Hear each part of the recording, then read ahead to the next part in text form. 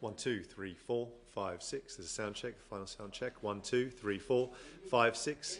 A little bit more gain. 1, 2, 3, 4, 5, 6, 7, 8, 9, 10. 1, 2. 1, 2, 3, 4, 5, 6. You guys happy yet?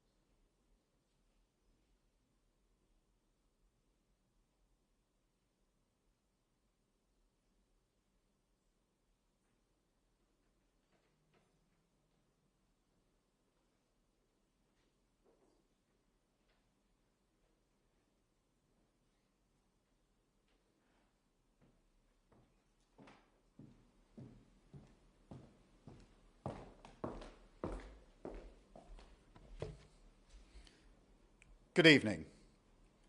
In the last few hours, the Iranian regime has launched over 200 ballistic missiles at civilian targets in Israel. It's too soon to assess the impact fully, but I utterly condemn this attempt by the Iranian regime to harm innocent Israelis, to escalate this incredibly dangerous situation and push the region ever closer to the brink. It cannot be tolerated. We stand with Israel and we recognise her right to self-defence in the face of this aggression. Iran must stop these attacks, together with its proxies like Hezbollah. Iran has menaced the Middle East for far too long. Chaos and destruction brought not just to Israel, but to the people they live amongst in Lebanon and beyond. Make no mistake, Britain stands full square against such violence. We support Israel's reasonable demand for the security of its people.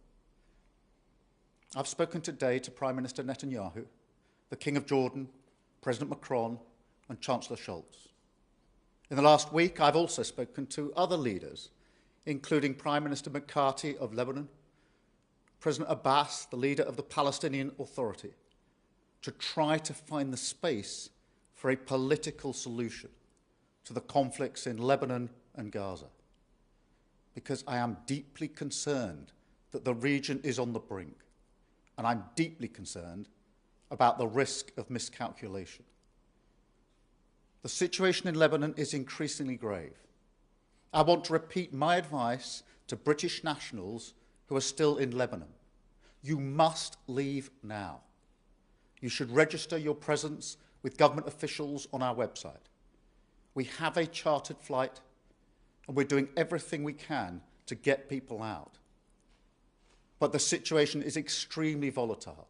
So if you have the means to leave, the time is now. Do not wait. I'll now take questions. Thank you, Prime Minister. First of all, is the UK prepared to use British military capabilities to help Israel defend itself against Iran, and has that already happened this evening?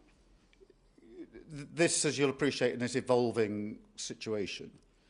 But what I will say is that we stand with Israel and her right to self-defence, and any relevant updates will be provided in due course.